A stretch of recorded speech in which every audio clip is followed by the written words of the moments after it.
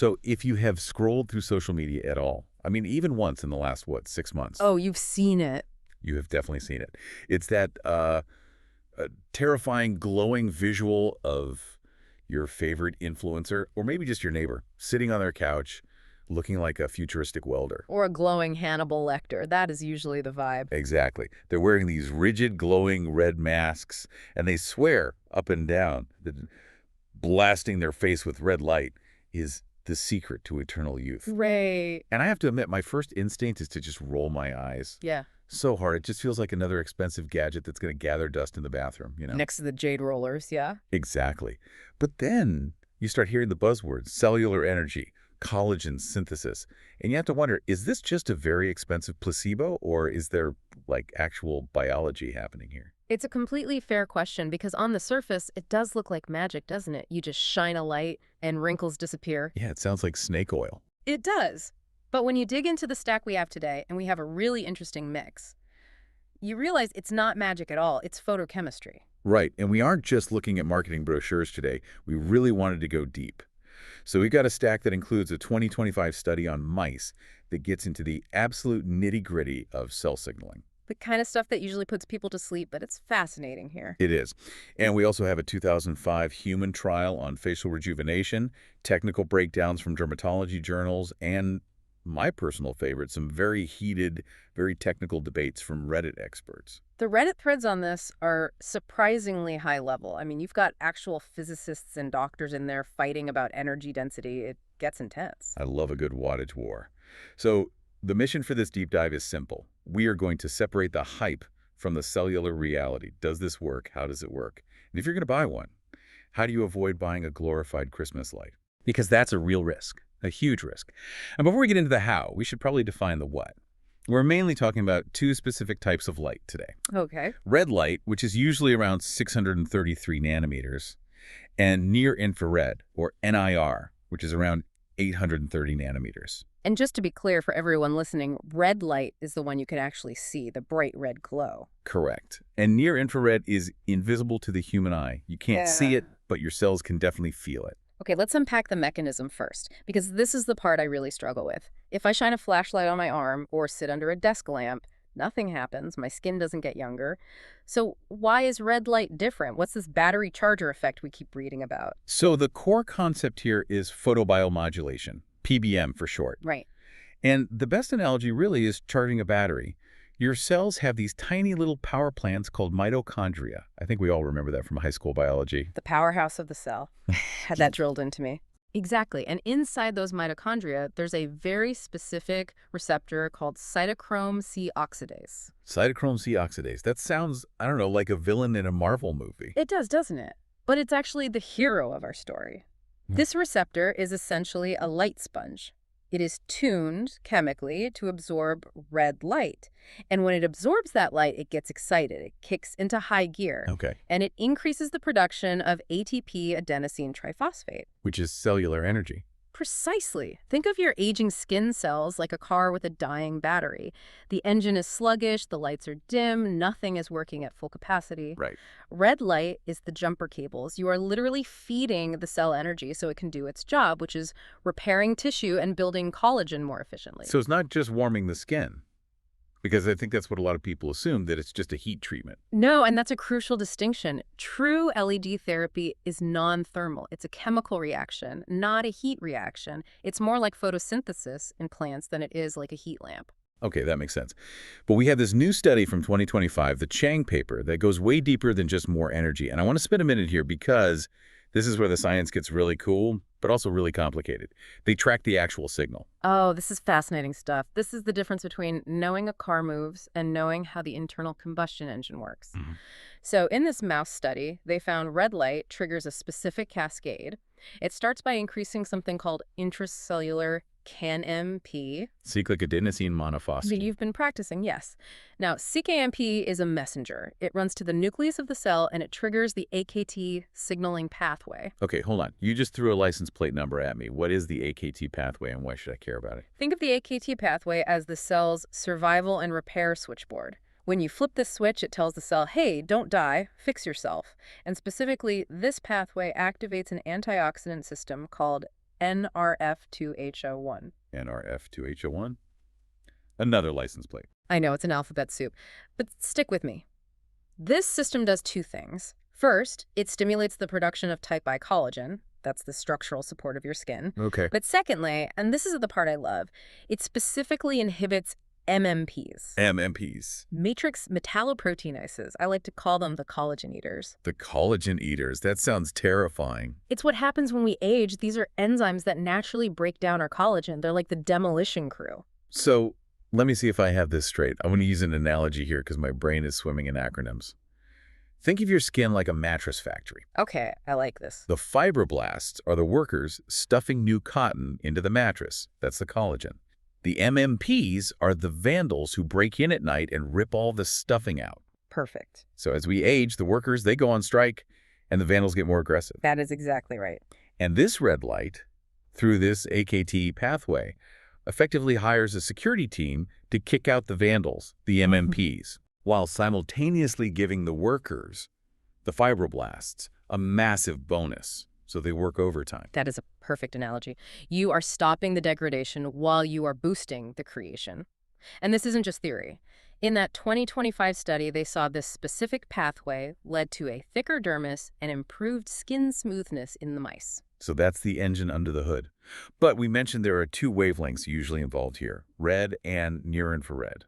Why do we need both? I mean, why not just blast red if it does all that cool stuff to the mattress factory? Because the factory has different floors, we have to look at the physics of light penetration. Red light at that 620 to 750 nanometer range, it only really hits the surface. Okay. It's absorbed mostly by the epidermis and the superficial dermis. So that's your fine lines, your skin tone, the glow that people talk about. Right. But near infrared, which is 750 nanometers and up, is like a stealth submarine. It travels right through those top layers without getting absorbed, and it penetrates deep into the muscle, the connective tissue, even bone. And this is the stuff used for pain relief, right? Correct. Physical therapists use it for inflammation and joint pain, but for the skin, it's doing something unique. We have a study here by Russell that showed a fascinating synergy. They found that 830 millimeter light, that's the near-infrared, targets the cell membrane. The membrane. Yeah, it specifically affects things like macrophages and mast cells. And macrophages are the cleanup crew of the immune system. Exactly. They handle inflammation.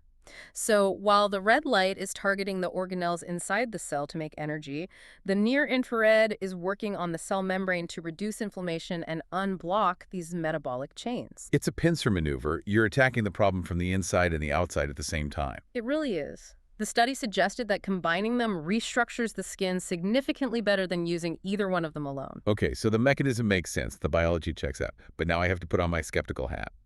Because mice are great, and I'm happy for them and their smooth skin, but they don't get crow's feet like I do. Does this actually work on real human faces? The clinical evidence is actually quite strong, provided you look at the high-quality studies. Let's look at that Russell study from 2005 again. This was a human trial. Okay. They treated subjects with a combination of 633 millimeter and 830 millimeter light. And the numbers were, well, they were almost too good to be true. They were impressive. After 9 treatments, 81% of subjects reported a significant improvement in periorbital wrinkles. Crow's feet. Crow's feet. But wait, reported significant improvement sounds a little subjective. Is that just people looking in the mirror and saying, yeah, I guess I look better? Because if I spend $500 on a mask, I'm going to convince myself I look better. That's the placebo effect, and it's very real. Yeah. But they accounted for that. They used profilometry. Profilometry. What is that? It's basically 3D mapping of the skin surface. They take a silicone impression of the wrinkles and measure the depth with lasers. It is objective data. Oh, okay. And the profilometry proved the skin was physically smoother. Okay, that's harder to fake. There was also a more recent study from 2023. This was the one done by Dior, the luxury brand. Right, Couture et al. Now, usually I'm skeptical of brand-sponsored research. You always have to wonder if they're, putting their thumb on the scale. Sure. But this one was rigorous. They used a specific mask for 3 months, just 12 minutes a session, twice a week. Wait, only 12 minutes, twice a week? That sounds incredibly manageable. But then I read the results. Wrinkle depth decreased by 38.3%, and dermal density increased by 47.7%. Almost a 50% increase in density. Okay, stop. That sounds like an infomercial. 40% reduction. That's better than some Botox results. Yeah. How is that even possible with just light? It sounds high, but remember what we talked about with the mattress stuffing. Dermal density is literally how thick and bouncy the skin is. If Hmm. you're reactivating the fibroblasts to produce collagen for 3 months straight, you are physically thickening the dermis. All right. You aren't just stretching the skin, you're structurally rehabilitating it. But, and there's always a huge but, we need to talk about the timeline because I feel like people buy these masks, they use them for 3 days, see nothing, and throw them in a drawer. That is the biggest failure point. We have some great data from Neo Elegance on this. You have to manage your expectations. So, if you're treating acne, you might see results in 2 to 6 weeks. Okay, that's fast. Because you're killing surface bacteria. If you're looking for that general glow or better texture, maybe 4 to 8 weeks. But for anti-aging, for that collagen rebuilding we talked about, that's the long game. How long? You typically won't start seeing real structural changes until 4 to 12 weeks in. And the collagen building actually continues for up to 6 months. So if you quit at week 3, you basically quit right before the miracle happened. Exactly. Consistency is absolutely key. You can't hit the gym once and expect to look like a bodybuilder. It's the same with cellular energy. This brings us to the most controversial part of our research stack, the wattage wars. Because if I go online right now, I can find an LED mask for $50 and I can find one for $2,000. They both glow red. They both look weird.